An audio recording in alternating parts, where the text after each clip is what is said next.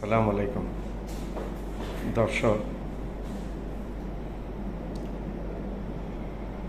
আমরা বাংলাদেশ স্বাধীন হয়েছে 1971 সালের 16ই ডিসেম্বর। প্রায় 53 বছর অতিবাহিত করেছি। এই 53 বছরের মধ্যে এই ধরনের একজন লোক, যোগ্যতা সম্পন্ন লোক বাংলাদেশের ইতিহাসে আর বাংলাদেশের সরকার প্রধান হয় নাই।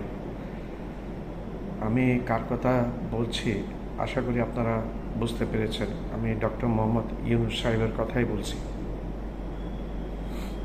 এমন একজন লোক, উনি শুধু বাংলাদেশ না, বাংলাদেশের বাইরে সারা দুনিয়াতে ওনার একটা পরিচিতি আছে বাংলাদেশের বাইরে, সারা বিশ্বে। যে পরিচিতিটা বর্তমানে বাংলাদেশ, ভারত, পাকিস্তান, মালদ্বীপ, শ্রীলঙ্কা এই আশেপাশে যে দেশগুলো আছে, এই দেশগুলো কোনো নেতার মধ্যে নাই বর্তমানে। ডক্টর ইউনূস সাহেবের মতো এই ক্যারিজমেটিক ইয়েটা। আজকে 7 মাস অতিবাহিত হয়ে গেছে। অনেকে ওনাকে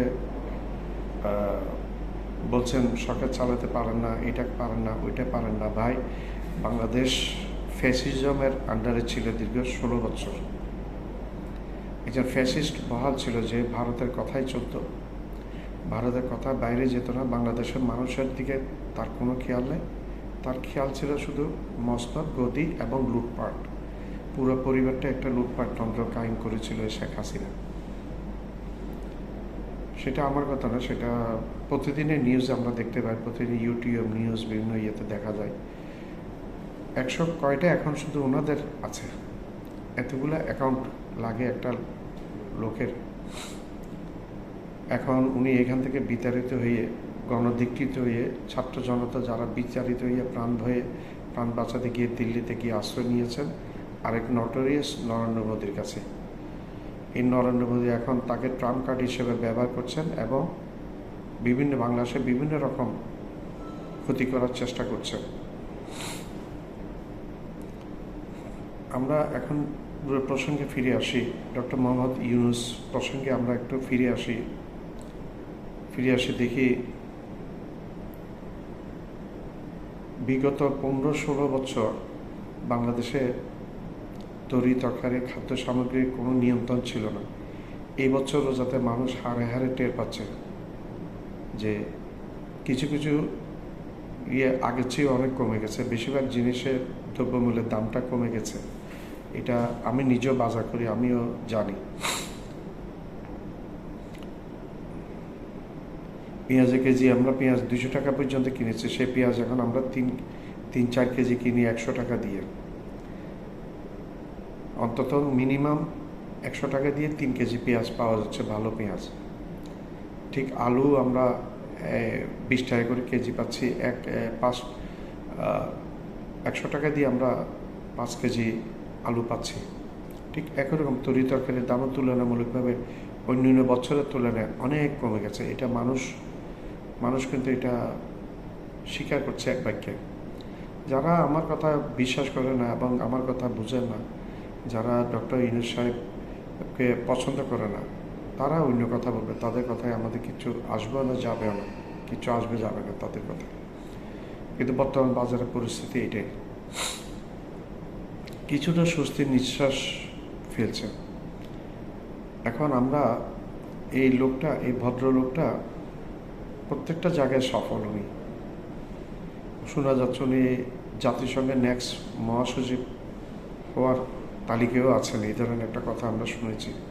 কারণ বর্তমানে যারা যোগ্যতা সম্পন্ন ব্যক্তি আছে মহাসচিব হওয়ার জন্য, উনি 1 নম্বরে আছেন সিরিয়ালে।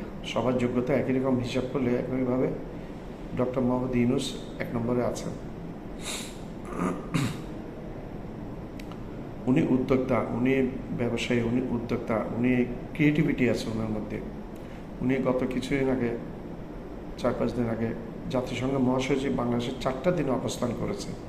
এটা একটা ইতিহাস, একটা রেকর্ড ইতিহাসে। 4টা দিন জাতিসংঘে বাংলাদেশের জাতিসংঘ মহাসচিব অবস্থান করেছিল। ওনারা আসে সাধারণত কোনো দেশে আসে ভিজিট করে একবেলা থেকে তারপর চলে যান ওনারা, ওনাদের শিডিউলটা খুব টাইট।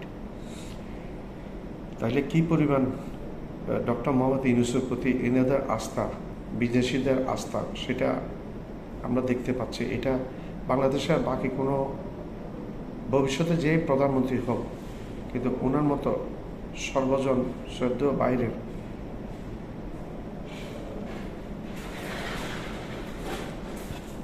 যেটা বলছিলাম সেটা হচ্ছে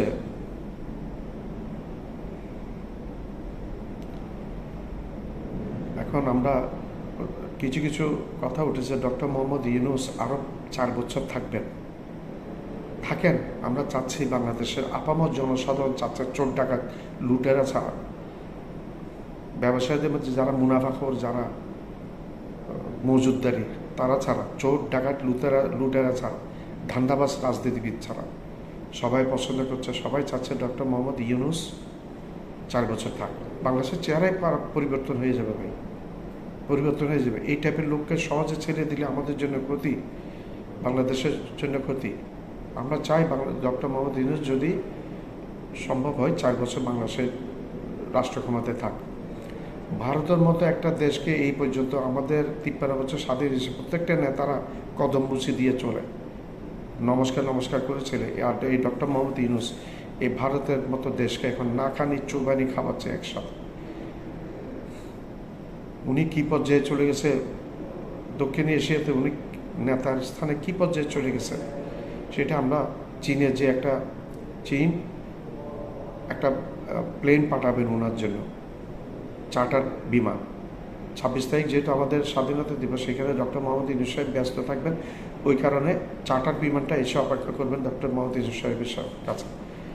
ওনার অনুষ্ঠান শেষ হওয়ার সাথে সাথে উনি চলে যাবেন চীনে, এবং মনে হয় 28 তারিখ শি জিনপিংয়ের সাথে, চীনের প্রেসিডেন্টের সাথে একটা মিটিং আছে।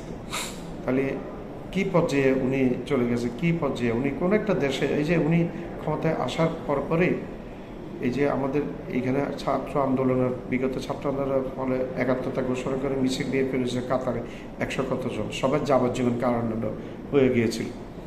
ডক্টর মোহাম্মদ ইউনূস সাহেব কাতারের আমিরকে, বাদশাকে শুধু একটা বার ফোন করেছে, একটা ফোনে উনি সবাইকে ছেড়ে দিয়েছেন এবং সবাই বাংলাদেশে ফিরে এসছে।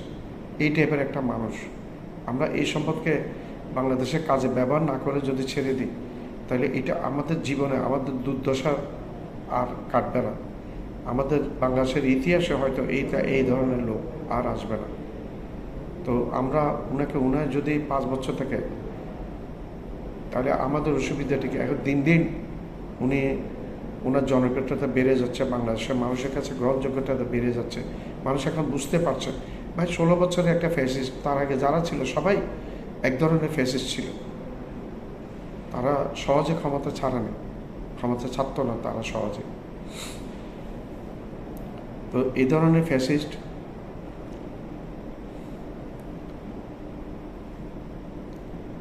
ফ্যাসিস্টের পর আমরা এই ডক্টর মোহাম্মদ ইউনূস সাহেবকে পেয়েছি। ওনার চিন্তাধারাটা কত উন্নত চিন্তাধারা।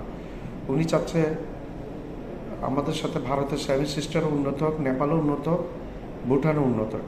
কত বড় মাপের একজন, বড় মনে একজন মানুষ হলে এই ধরনের কথাবার্তা বলতে পারে। উনি 7 সিস্টার ভাগ হয়ে যাক, ওটা উনি বলেনি। উনি চাচ্ছে যে 7 সিস্টার যেহেতু অবহেলিত, তাদের সাথে কোনো সমুদ্র সীমা নাই, নেপালের সাথে কোনো সমুদ্রের সীমা নাই, ভুটানের সাথে কোনো সমুদ্রের সীমা নেই। 7 সিস্টার অলরেডি চাচ্ছে ডক্টর মোহাম্মদ ইউনূস সাহেবের কাছে সাহায্য, যে আমরা এখান দিয়ে তাদেরকে আসা যাওয়ার পথটা করে দিই, তারা সমুদ্র, আমাদের যেহেতু সমুদ্র আছে, সমুদ্র পথে আসা যাওয়া করতে পারবে, তারা এক্সপোর্ট ইম্পোর্ট করতে পারবে বাংলাদেশের ভিতর দিয়ে, বাংলাদেশের সমুদ্র ব্যবহার করে। সেটা নিয়ে একইভাবে নেপালও চাচ্ছে, ভুটানও চাচ্ছে। কত চিন্তাধারা। স্টারলিংক উনি নিয়ে আসছেন এখানে। উনি গত 2 দিন আগে যে কক্সবাজারে যে ভাষণটা দিয়েছেন, ওইখানে বলেছেন যে আপনারা নিজ উদ্যোগে এখানে করেন, নিজ উদ্যোগে আপনারা তৈরি করেন, হাসপাতাল তৈরি করেন। লবণ, আমরা যেমন লবণ, নেপাল, ভুটান এদের কোনো সমুদ্র বন্দর নাই, এরা লবণ ইম্পোর্ট করে। তাই যেহেতু লবণ ইম্পোর্ট করে, কোথা থেকে লবণ ইম্পোর্ট করে তাদের একটা খোঁজখবর নেন। লবণ ইম্পোর্ট যেন আমরা নেপাল, ভুটান এবং অন্যান্য দেশে আমরা লবণে ইম্পোর্টটা করতে পারি। একটা সৎ উপদেশ দিয়ে গেছেন উনি।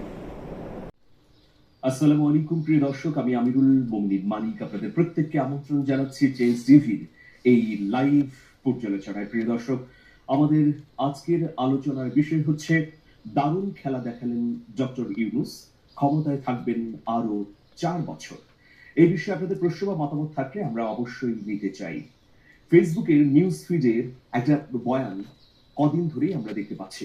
সেখানে বলা হচ্ছে আগামী 4 বছরে নির্বাচন হবে না, নির্বাচন হতে পারে 2028 বা 29-এর দিকে।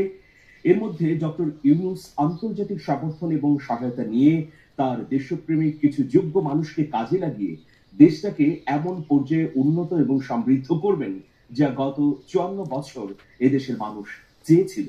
এবং এই পুরো ব্যাপারটা হবে সেনাবাহিনীর প্রত্যক্ষ পরোক্ষ সহায়তায়। দেশে আর্মি শাসন আসবে না, কারণ আন্তর্জাতিক সহায়তা বন্ধ হয়। বরং আর্মির সহায়তায় ডক্টর ইউনূসই দেশ চালাবেন। ল অ্যান্ড অর্ডার দেখবে আর্মি, আন্তর্জাতিক সম্পর্ক এবং সহায়তায় দেশকে পুনর্গঠন করবেন ডক্টর মোহাম্মদ ইউনূস। 2008-এর মতো দুর্নীতির বিরুদ্ধে একটা হার্ডলাইন অ্যাকশনে যাবে সরকার। আওয়ামী লীগ, বিএনপি, জামাত, ছাত্রদের নতুন দল সব মিলিয়ে যেই দুর্নীতির সাথে জড়াবে তাকেই পিটাইয়া পিছের চামড়া তুলে ফেলবে। এই প্রসেসে বিএনপি জনপ্রিয়তা হারাবে, ছাত্রদের দল নিজেদের লোকের অন্যায় কন্ট্রোল করতে না পারলে তারা হাওয়ায় মিলিয়ে যাবে। সাধারণ শিক্ষার্থী সহ সাধারণ মানুষ যারা গণ অভ্যুত্থান করেছিল এবং সর্বস্তরের মানুষের কাছে ইউনূস সরকারের গ্রহণযোগ্যতা এবং জনপ্রিয়তা বাড়বে। দেশে ইন্ডাস্ট্রিয়াল লেভেলে বিনিয়োগ বাড়বে, বিদেশি বড় বড় কোম্পানি দেশে আসবে, আইন শৃঙ্খলা নিরাপত্তা অনেক গুণ বাড়বে, সরকারি সেবার মান বাড়বে, ঘুষ কমবে, দ্রব্যমূল্য নাগালের মধ্যে থাকবে, কর্মসংস্থান তৈরি হবে। গণতন্ত্র ব্যাহত হলেও মানুষ ভ্রুক্ষেপ করবে না। ভারত সব ষড়যন্ত্র ভুলে ন্যায্যতার ভিত্তিতে সম্পর্ক তৈরি করতে চাইবে। সরকারের বিশেষায়িত সংস্থা যেমন দুদক, মহাকাশ গবেষণা সংস্থা, 5 অধিদপ্তর, কারিগরি অধিদপ্তর, ওয়াসা, কৃষি অধিদপ্তর সহ স্বাস্থ্য অধিদপ্তর, বিদ্যুৎ অধিদপ্তর সমূহ ইত্যাদিতে আমলাতন্ত্র বন্ধ করে নেতৃত্বে পদায়ন করা হবে স্ব সেক্টরের অভিজ্ঞতা সমৃদ্ধ মানুষকে।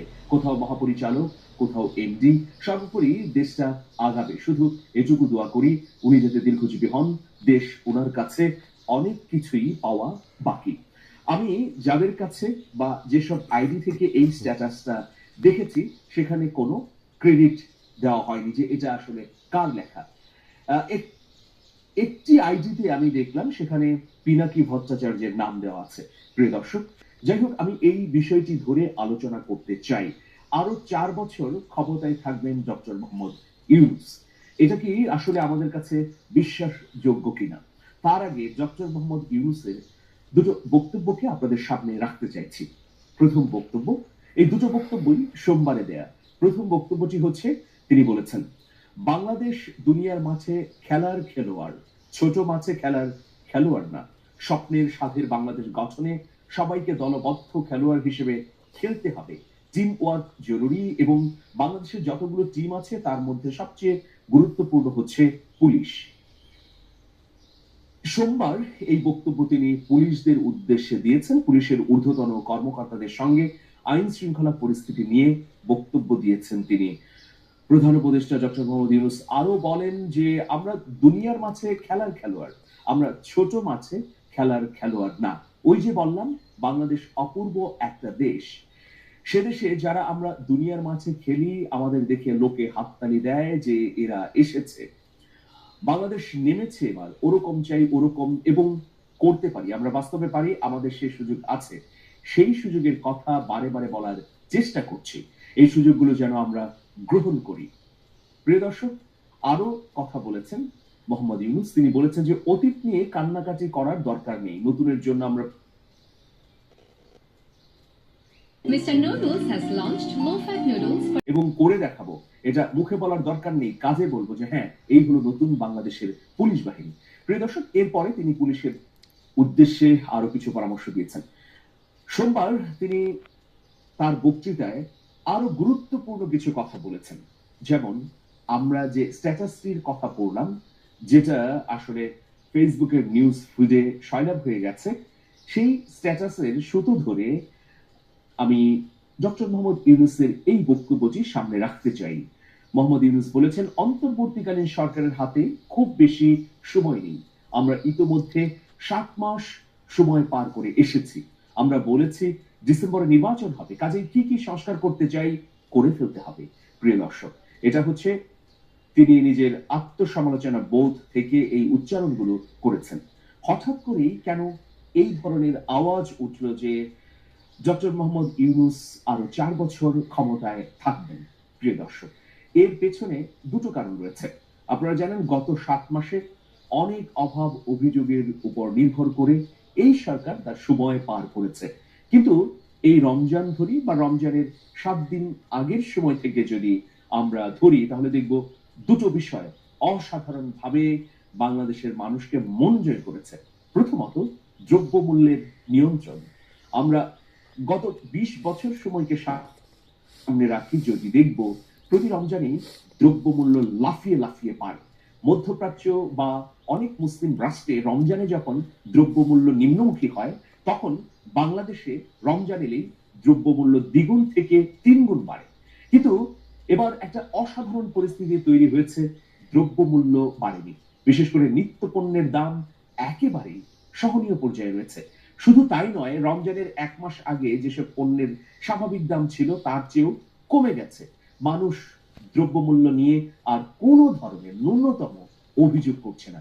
এটা কোনো বানোয়াট গল্প নয়। আপনারা বাজার যারা করেন, বাজার ঘুরে যারা দেখেন, বা আজকেই চাইলে বা কালকে সকালে আপনি বাজারে গিয়ে দেখতে পারেন। এটা হচ্ছে প্রথম বিষয়, যেটা মানুষের সত্যিকার অর্থে মন জয় করেছে। দ্বিতীয় বিষয় হচ্ছে নিরবচ্ছিন্ন বিদ্যুৎ। যারা শহরে আছেন অথবা গ্রামে আছেন, খেয়াল করবেন যে রমজান এলে বিদ্যুতের লোডশেডিং হয়। এই যন্ত্রণা থেকে কিন্তু আমরা দীর্ঘদিন থেকে মুক্ত হতে পারিনি, কিন্তু এবার দেখছি এবার রমজানে নিরবচ্ছিন্নভাবেই বিদ্যুৎ সরবরাহ হচ্ছে। এই দুটো বিষয়ে মানুষ দারুণভাবে গ্রহণ করেছে। অনেকে বলছেন যে রমজানে মানুষের মন জয় করলেন ডক্টর মোহাম্মদ ইউনূস, দারুণভাবে তিনি খেলে দিলেন। এর বাইরে আমি যদি কূটনৈতিক পরিস্থিতি এবং বৈশ্বিক সম্পর্কের কথা বলি, তাহলে বাংলাদেশের বৈশ্বিক সম্পর্ক 5ই আগস্ট গণ অভ্যুত্থানের পর বেড়েছে। এই দেখুন, কদিন আগে 4 দিনের সফরে এসেছিলেন জাতিসংঘ মহাসচিব এন্তোনিও গুতেরেস। তিনি রোববার সকালে বাংলাদেশ ত্যাগ করেছেন। জাতিসংঘের মহাসচিব গণ অভ্যুত্থানের পর বাংলাদেশে এসে গণ অভ্যুত্থানকে মোটা দাগে স্বীকৃতি দিয়েছেন। এর বাইরে ডক্টর মোহাম্মদ ইউনূসের এই অন্তর্বর্তী সরকার নিয়ে নানা ধরনের কথা বা উষ্মা বা তাকে ঘিরে চক্রান্তের ডালপালা যখন বিস্তৃত হচ্ছিল, তখন জাতিসংঘের মহাসচিবের এই আগমন অবশ্যই মাইলফলক এবং ইউনূস সরকারকে স্বস্তির মধ্যে নিয়ে গেল। প্রিয় দর্শক, এখন ব্যর্থতার বিষয়গুলো কি আসলে আমাদের সামনে? এই সরকারের সামনে অসংখ্য ব্যর্থতা আছে। এর মধ্যে মোটা দাগে যেটি বলা হচ্ছে বা আমরা দৃশ্যমান দেখছি, কিছু সংখ্যক উপদেষ্টার বিতর্কিত কর্মকাণ্ড। অনেক উপদেষ্টার কর্মকাণ্ড অতীত চরিত্র নিয়ে কথা আছে। তারা ফ্যাসিবাদের নানাভাবে পৃষ্ঠপোষকতা করছেন। এই অভিযোগ কিন্তু দিন দিনই শানিত হচ্ছে। বিশেষ করে প্রশাসনে ঘাপটি মেরে থাকা চক্রান্তকারীরা এখনো নানা ধরনের অপপ্রয়াস চালিয়ে যাচ্ছেন কতিপয় উপদেষ্টার যোগ সাজসে বা তাদের পৃষ্ঠপোষকতায়। এই অভিযোগ মানুষের মধ্যে আছে।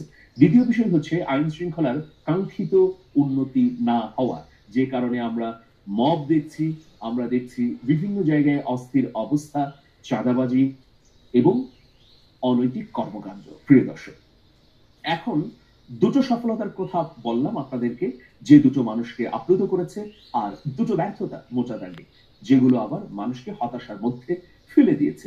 কিন্তু সামগ্রিক যদি পরিস্থিতি বিবেচনা করি, তাহলে এই মুহূর্তে যেহেতু মানুষের দুটো গুরুত্বপূর্ণ বিষয়ে সরকার নজর দিয়েছে, সফল হয়েছে, খানিকটা স্বস্তির মধ্যে আছে সাধারণ জনগণ। এখন ধরুন ডক্টর মোহাম্মদ ইউনূস সরকারের মেয়াদ আসলে কতদিন? আমরা মোহাম্মদ ইউনূসের মুখ থেকেই বিভিন্ন সময়ে যা জানতে পেরেছি যে তিনি যদি ছোট ছোট সংস্কার করেন বা রাজনৈতিক দলগুলো সামান্য সংস্কার চায়, তাহলে ডিসেম্বরের মধ্যে নির্বাচন দিয়ে দেবেন। আর যদি বড় সংস্কার চায় রাজনৈতিক দলগুলো ঐকমত্যের ভিত্তিতে, তাহলে জুনে নির্বাচন হবে। কিন্তু জুনে সমস্যা হচ্ছে যে তখন আসলে বর্ষার সিজন শুরু হবে। তার মানে নির্বাচন যদি হয় ডিসেম্বর নয় মার্চ, আর জুনে চলে গেলে সেটা বরং বিপত্তির মধ্যে পড়বে। তো আমরা ধরে নিতে পারি যে ডিসেম্বর অথবা সর্বোচ্চ জুনের মধ্যেই ডক্টর মোহাম্মদ ইউনূসের এই অন্তর্বর্তী সরকারের মেয়াদ শেষ হচ্ছে।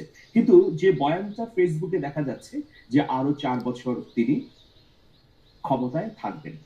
যেমন সামাজিক যোগাযোগ মাধ্যমে ব্যাপক পরিচিত সালমান মুক্তাদির তিনি বলেছেন যে তড়িঘড়ি করে কেন নির্বাচন হবে, আগে সংস্কার হোক, আগে গণহত্যার বিচার হোক। এই আওয়াজটাও কিন্তু বিভিন্ন জায়গা থেকে দেয়া হচ্ছে। বিএনপির ভারপ্রাপ্ত চেয়ারম্যান তারেক রহমান ইতিমধ্যে বলেছেন যে 111 এর মতো বিএনপিকে মিডিয়া ট্রায়ালের মুখোমুখি করানো হচ্ছে। আপনারা জানেন যে 111 বাংলাদেশের মানুষের মনে একটা ক্ষত হয়ে আছে। 2007 সালের জানুয়ারিতে 111 সরকার আসে। সেনাপ্রধান মঈন ইউর পৃষ্ঠপোষকতায় এই সরকারটি 2 বছর শাসন করেছে বাংলাদেশকে। সেই সময় কিন্তু মানুষ স্বস্তির মধ্যে ছিল না। অনেকেই বলে থাকে যে 111 রাজনৈতিক একটা সংকটের সুযোগে তৈরি হয়েছিল। সেই সুযোগকে কাজে লাগিয়ে সেনা সমর্থিত সরকারটি আসলে মানুষের মধ্যে স্বস্তি তো দিতেই পারেনি, বরং নানা ধরনের অপকর্ম, অন্যায় এবং দুর্নীতি করেছে। কিন্তু দেখুন, বিশ্লেষকরা সবাই একমত যে 111 এর সরকার আর গণ অভ্যুত্থানের পর গঠিত অন্তর্বর্তীকালীন সরকারের মধ্যে কিন্তু রাত দিনের তফাৎ। একটা হচ্ছে বিশৃঙ্খল পরিস্থিতিকে নিয়ন্ত্রণ করবার জন্য সেনাবাহিনীর সরাসরি হস্তক্ষেপ, আরেকটা হচ্ছে জনমানুষের অভিপ্রায়ের পরিপ্রেক্ষিতে, মানুষের বৈধতার পরিপ্রেক্ষিতে এই সরকারের প্রতিষ্ঠা। সুতরাং দুটোর মধ্যে আলাদা আছে। এখন আমরা সাদা চোখে দেখি, এই বয়ানটাকে সামনেই যদি আমরা রাখি, ডক্টর মোহাম্মদ ইউনূস কি তার বিগত সময়ের কোনো কর্মকাণ্ডে কথা বা প্রতিশ্রুতি ভঙ্গ করেছেন? তিনি যদিও এনজিও নিয়ে কাজ করেছেন, জাতীয় বা রাষ্ট্রীয় পর্যায়ে তিনি কোনো নেতৃত্ব দেননি, সরকারের নেতৃত্ব দেননি। কিন্তু আমরা যদি তার গ্রামীণ ব্যাংকের পেছনের ইতিহাসগুলো দেখি অথবা বিশ্বের সঙ্গে তার লেনদেন সম্পর্কের ইতিহাস টানি, তাহলে দেখব যে প্রতিশ্রুতি ভঙ্গ করার ইতিহাস তার মধ্যে খুব একটা দেখা যায় না। মানে তিনি কথা দিয়ে চেষ্টা করেন কথা রাখার, এরকমই আমরা দেখে আসছি।